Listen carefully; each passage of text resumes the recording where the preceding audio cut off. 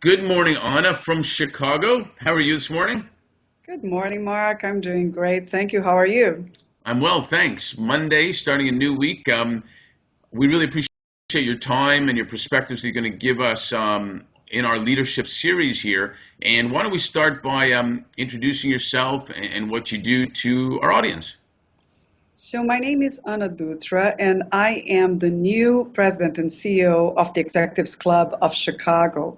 I'm originally from Brazil, and by background, I'm an attorney and economist, came to the US 22 years ago to get my MBA at the Kellogg Business School, and then have been leading companies in professional services and technology since.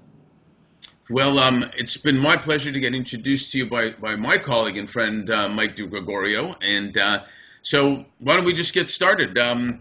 Simple yet not simple question. What's your definition or perspective of what leadership is? That's actually not a simple question because primarily people answer leadership and define leadership looking at themselves. And leadership is never about the individual. It is about the type of impact that one individual, the leader, can create on others and on the organization. So what I always say is that great leaders are people who are able to get pretty ordinary people to do extraordinary things. And I have an interesting story around that. I worked with a young man who was a rock star in technology consulting, and the clients loved him. The feedback was always phenomenal. But he had the ability to also assemble teams with really, really extraordinary people. And one day I gave him a team, and I gave him a couple of people who nobody wanted and who had failed in previous projects. And he stormed into my office, and he was livid. How could I possibly be giving him those lemons? And I said, listen, Mike, here's the deal. You have been great so far, but only picking and choosing the rock stars in the company. If you're really a great leader, I want to see you turning those two or three individuals that I gave to you into either really solid players or rock stars. That's what's going to define you as a leader, because you're not always going to have the luxury of working with the best. And he did it, and he is actually a leader in the industry right now. But that's an illustration of what leadership means. Well, actually, I think that's brilliant. I compare all far too often a lot of things to sports teams because I think sports and business have a relationship. And one of the biggest reasons I always find of winning teams, consistently winning teams, is the leader, the top players make the other players around them better, which is what you're describing. So I think that's a fantastic and very true definition of leadership. And to add to that, you've got a pretty diverse, very cool background. IBM, Accenture, sales, consulting. Then you led Korn Ferry's whole consulting practice. You were with Mercer, your own consulting practice, and now heading up a top, network of executives in Chicago. Is there a right fit type of leadership for these different types of businesses in your mind? No, there's no right or wrong leader. Of course, there are certain traits that are ticket for admission, right? So honesty and candor and personal charisma and impact. You're always looking for that in leaders. But at the end of the day, as you step into a business, whether it's a mature or a new business, the first thing to do is to clearly understand what is the vision, the value proposition, and the mission of that organization. And that should be the foundation for not only the culture that you want to create in the place, but also the types of leaders that will move that organization forward and will help to execute the strategy. So I always found very interesting when I was talking with clients and they would say, well, we need to recruit a guy for this position from GE or from Procter and Gamble, and I would say, why? What guarantees that somebody coming from certain companies is going to be successful in your business. Let's look at what you want to accomplish, what your value proposition is. Not only the existing culture, but the desired culture. What do you want to turn the place into? And that's going to help us understand whether you call it leadership imperatives or leadership competencies or traits or where that's going to actually reveal what you need in a leader for that organization. No, that's good. I hear it a lot these days, even related to education, that you obviously got the Harvard, the Yales, the MIT, which produce fantastic performers, but there are a lot of fantastic performers that come out of the smaller, less known schools as well. So that's kind of similar to what you're talking about, right? That's absolutely right. And I still remember interviewing a guy once for a group that I led, and he had a master's in cello, and he was a conductor, and he was applying for a position as a consultant in a consulting firm. And I interviewed him, and he was just brilliant. He was a problem solver. He was elegant in the way that he addressed the case studies that I put in front of him. So he was my top candidate in the 10 or 12 that I interviewed that day. And some of my peers thought that I was out of my mind, to the point that they said, if we hire him, you take him. This guy's a musician. And it turns out that not only he blossomed as a management consultant, but also he was hired from us to another top consulting firm. So it is about the potential, not just about what you have done in the past. Well, related to that as well, I saw an interview with Jack Ma, the founder of Alibaba. I saw that yesterday too. Yes, and he talked about he failed twice to get into college. He couldn't get jobs because he didn't have a degree, and he was skinny and short, and in his words, not handsome. And he knew nothing about technology. When he came to the States, didn't know how to type with a keyboard. I don't know how dramatic he was being in his conversation, but apparently he wasn't the guy that was going to start a gazillion dollar valued company. But he had the smarts, he had the savvy. And the flexibility. So imagine that, right? He what he's great at, and when you listen to him, that comes across in spades, Right. Is actually sizing the opportunity and thinking through how they need to go after it, and then just executing on it. And he's probably pretty good at surrounding himself with the right talent in the areas where he has gaps, which is another trait of any great leader. Yeah, no, I think you're absolutely right. One thing I noticed also, he inverted, which seems very obvious, that shareholders number one. He inverted the customers number one, the employee is number two, and then the shareholder is number three in priorities. And the shareholder will be taken care of if you take care of the first two. Absolutely.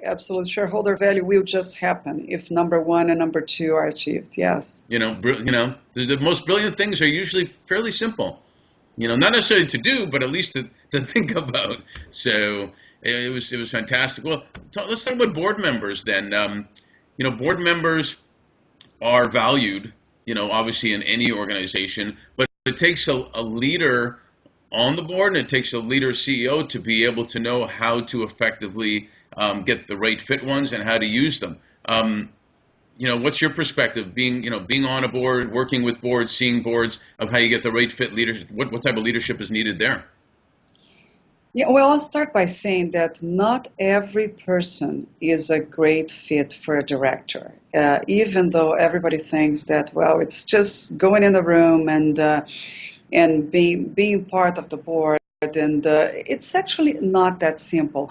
I can tell you what I ask myself. I ask myself 3 questions when I'm considering a board position. The first one is, do I believe in and embrace the mission of this organization? Right. If the organization, whether it's a product or a service, its mission doesn't fit me, I should not even start the conversation about being a director on their board.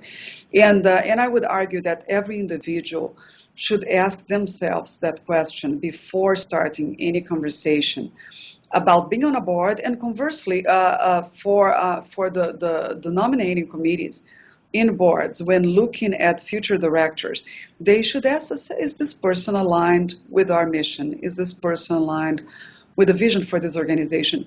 The second question that I ask myself is this an organization where I can truly add value as a director?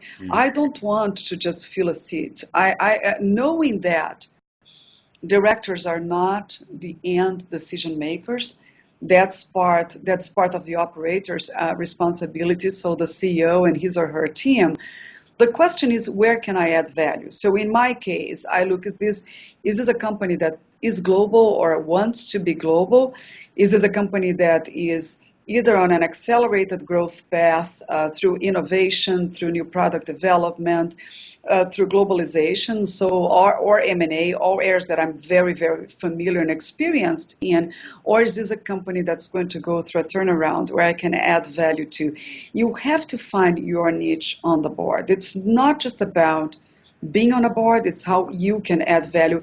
And then the third question I ask myself as I start to have conversations with the other directors, or I know them from my network, and I know the CEO, is this: are these people who I enjoy being with? Can I see myself discussing issues or being in the boardroom with them for an entire day? Does the CEO work in a style that I feel comfortable, that I feel just attracted to? And so if you ask those three questions, it's actually very easy to see whether the person is a good fit or not. And just one more point.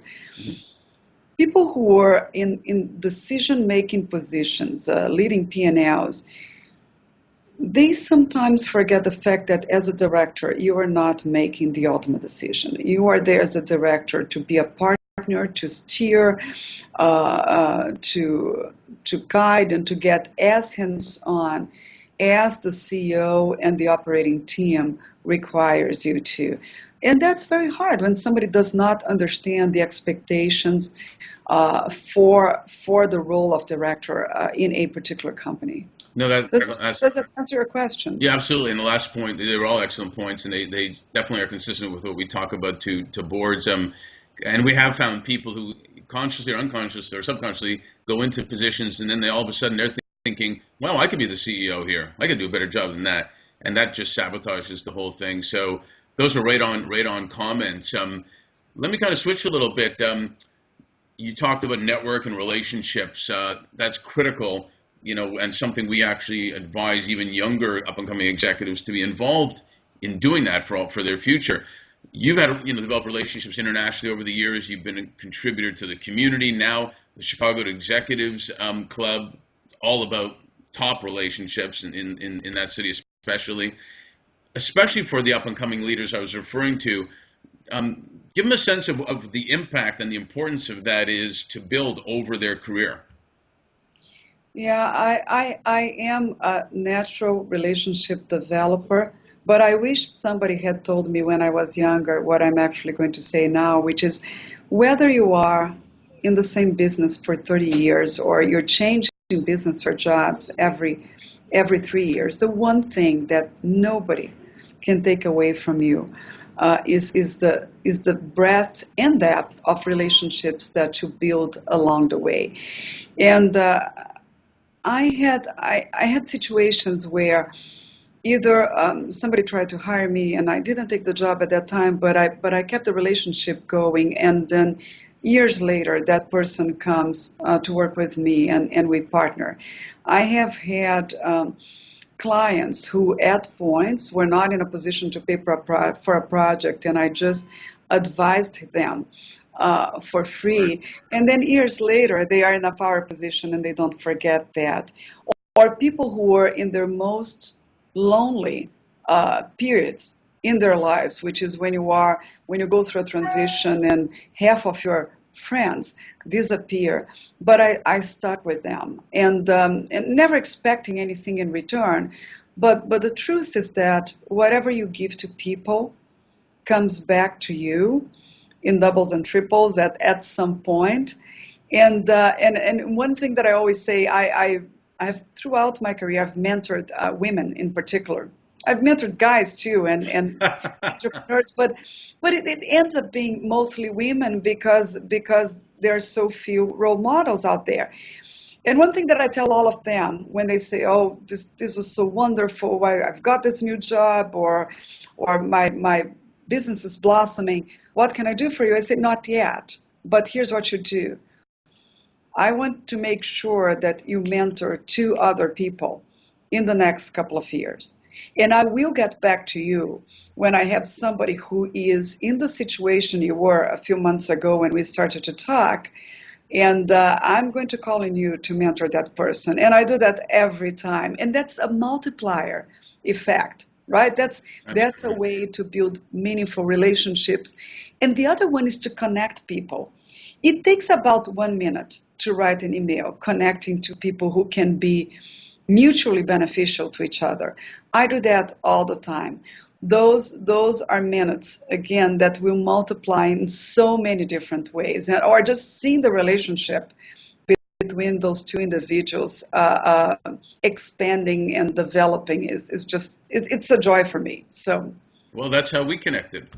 that's exactly right. That's how we connected. So there you go. And and in this day and age, it's easier, obviously, to connect people like that. And quick little story. I just had a whole session I do once a year to a lot of high school seniors. Usually, when I speak, it's college or business people, and I challenge them to use the resources they have to connect positively and brand themselves positively versus negatively.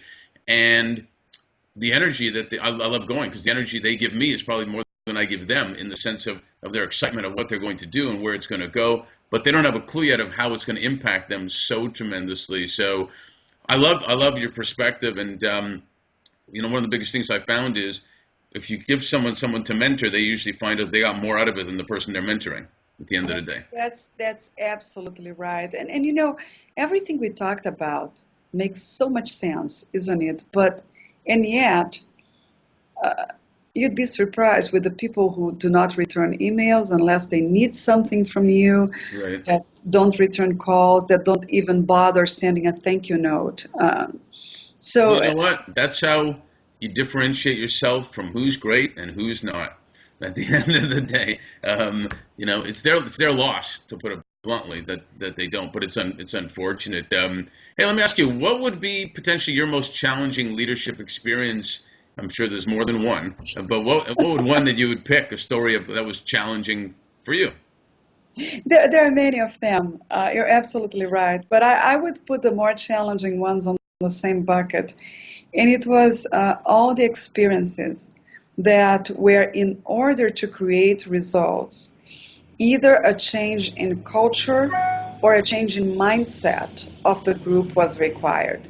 That's the hardest thing. We can change processes, we can plug in technology in businesses, but it's pretty exasperating when you know that in order to achieve result, you have to change people's mindsets, and it's usually going from a siloed mentality into a more collaborative approach, or going from a product and service line of business selling into a consultative selling. That's really hard to accomplish. So that was, for me, when I had to step back and say, you know what, let's pause here and let's talk about what could get in the way of us merging those two companies successfully or achieving the numbers that we need to achieve. And it all boils down to people. It always does. It always does. So speaking of people, I'm a big fan of languages and communication, and trying to get my French vocabulary back up again, and get my Spanish going. And I'm on the board of a global translation company because I see it all coming together. You speak multiple languages. I know this is also a long discussion, but how important and valuable is that for communication in global business now? Well, it always helps, right? Even though some of the languages I speak are only spoken. You speak French. I mean, it's only essentially spoken in a few countries. It's France and a couple of former colonies. But it is romantic. It is a beautiful language. Sorry, go ahead. It's like my mother tongue. mother tongue is Portuguese, right? It's Exactly. and yeah, it's not that useful. But in any case, so speaking multiple languages helps, but much more important, if I have to pick between somebody who speaks multiple languages and somebody who is very culturally sensitive, I would pick the person who is very culturally sensitive in spades. Of course, ideally, you want both.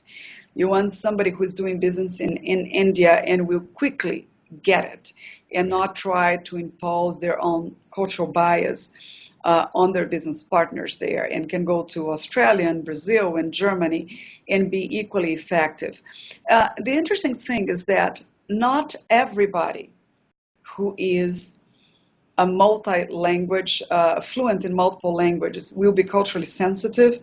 But most people who are culturally sensitive actually try to learn at least a few words in the language of the country they're operating in, or the population, or the people who they are dealing with, because they understand that just showing the goodwill of communicating in somebody else's language can go such a long ways. I agree. It's respect. It shows you're considerate. It shows you're trying. No, great points. So these are kind of like one-word answers now, just to get to know you a little bit better. Nothing too personal. Okay. But do you have a pet or pets? You know, unfortunately, I had a pet for 10 years and she died a few months ago. So a German Shepherd named Petra, and we all loved her. Well, time for another. I've got three if you want to borrow one. Um, No, thanks. do you have a favorite sport or activity? I'm a late bloomer, but a very avid triathlete, and I'm a yoga practitioner too. So I call those my yin yang sides. On the yin side, I practice yoga, and then I go there and swim, bike, and run to save my life. Good for you. It's needed. Favorite movie or TV show? You know, I'm a TV junkie actually. That's my dirty little secret. I record a ton of stuff, and that's how I relax. So I have the reality TV shows that I watch, and those I know. I said, you know what? You asked, but I watch Survivor for the dynamics. It's actually not too different Oh, from it's true. corporate dynamics. Trust me. It's true. I watch it with my daughters. I watch The Amazing Race for just the travel around the globe, which I love to see so many cities hmm that I know well, and they're doing all those challenges there. And I watch The Voice and America's Got Talent just for the entertainment. And then I record Homeland, The House of Cards, Housewife, and Oh probably no. more stuff that is recorded there. But yes, But that was good. I got a whole variety okay. going there. I like it. I do like many of the ones you mentioned. I do like them. They're good escape sometimes too. How about music? Do you have a favorite music? You know, I like jazz. I like Latin Yeah. music a lot because brings me back to my roots. In general, I like music a lot. So I'm always listening to something. And what about favorite? Do you have a favorite food you eat while you're listening to the music? I'm a very good eater, so I love sushi and sashimi. I love Japanese food. In general, but my biggest weakness is really chocolate. I am a chocoholic. I I am with you on that eat one. chocolate every day. I'll eat chocolate for lunch, dinner, and breakfast if you let me. So, All right. I knew there was a reason we get along so well. Hey, listen, you're a delight. Thank you so much for sharing, some of your perspectives, your insights, your story, and we look forward to speaking to you again real my soon. pleasure, Mark. Mark, thank you so much.